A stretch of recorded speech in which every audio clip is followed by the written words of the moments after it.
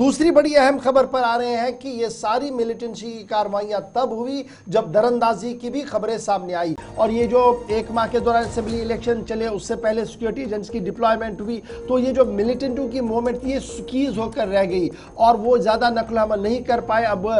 एजेंसियाँ जो सिक्योरिटी इजाफी दस्ते थे वो वहाँ पर चले गए और आहिस्ता आहिस्ता करके वो नाके और वो जो कैंप्स थे वो हटना शुरू हो गए। तो मिलिटेंट्स की प्रेजेंस इन कुछ इलाकों के अंदर देखने को मिली, जिसके बाद कभी नॉर्थ के अंदर हमने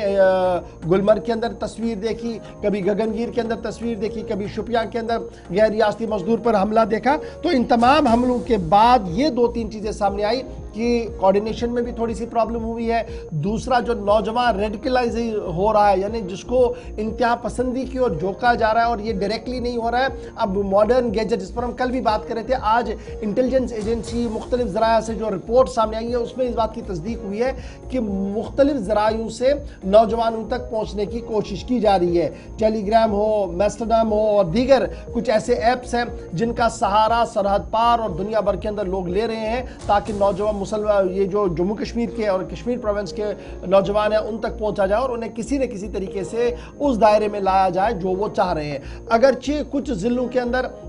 नॉर्थ जम्मू प्रोविंस के पुंछ है, रजौरी है, वहाँ पर टेलीग्राम और दीगर ये ऐप्स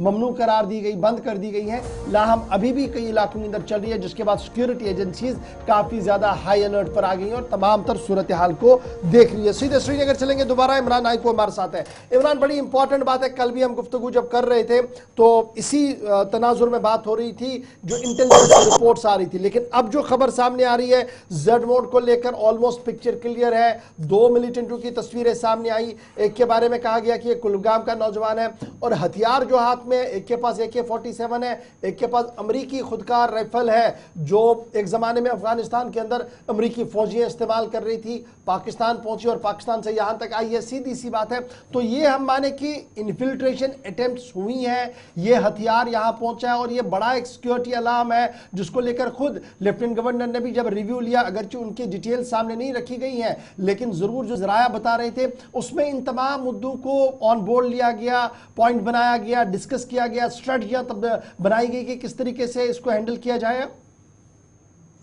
जी, यकीनी तौर पर अगर आपको याद होगा कि जब जम्मू में गुज़िश्ता साल मिलिटेंसी राइज हुई तो उसके बाद ही होम मिनिस्टर की जानिब से दिल्ली में सिक्योरिटी रिव्यू मीटिंग्स ली गई और यहाँ पे भी आपको याद होगा कि जम्मू कश्मीर में फिर back to back security review meetings ली गई। लेकिन जहाँ तक अब जो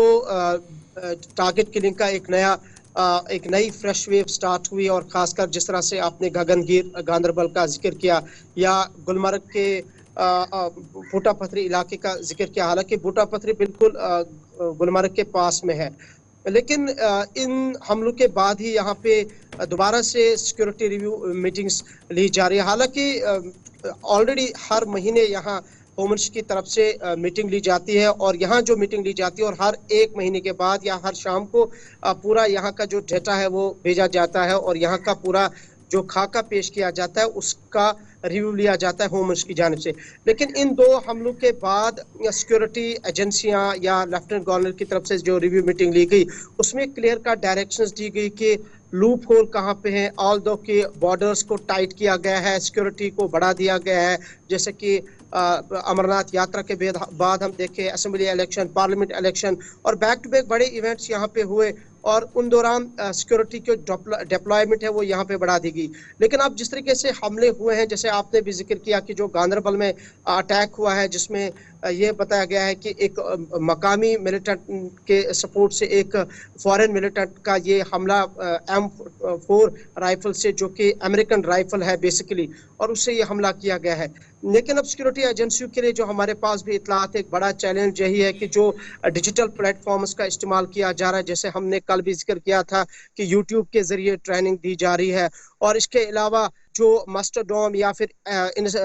ये दीगर एप्लीकेशंस है उनके जरिए जो कम्युनिकेशन पास की जा रही है, जो कि ऑलरेडी पुंछ और राजौरी अजला में बैन की गई है। और साथ साथ अब सिक्योरिटी एजेंसियां ये समझ रही है कि जो ह्यूमन इंटेलिजेंस कैपेबिलिटीज है उसको फरोग देने की जरूरत है, उसको इम्प्रूव करने की जरूरत है। आपको याद होगा 1989 के बाद जब इंसर्जेंसी जम्मू कश्मीर में खासकर वादी कश्मीर में शुरू हुई थी तो उस वक्त भी सिक्योरिटी एजेंसियों ने ह्यूमन इंटेलिजेंस को बहुत ज्यादा प्रमोट किया था, यहाँ पे बढ़ावा दिया था। लेकिन एक बार फिर अब देखा जा रहा है कि जिस तरीके से अब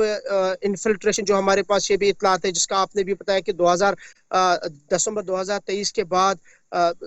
मच्छल सेक्टर हो या फिर करना, गुरेज, टंगडार और इवन की जो अफरवट गुलमर्ग के जो हाई रीचेस है, गुलमर्ग के ऊपर के जो पहाड़ी इलाके, वहां से जो है अक्रॉस द बॉर्डर इन्फिल्ट्रेशन हुई है, जिसका अगरचे तस्दीक नहीं कर रहे हैं, लेकिन एक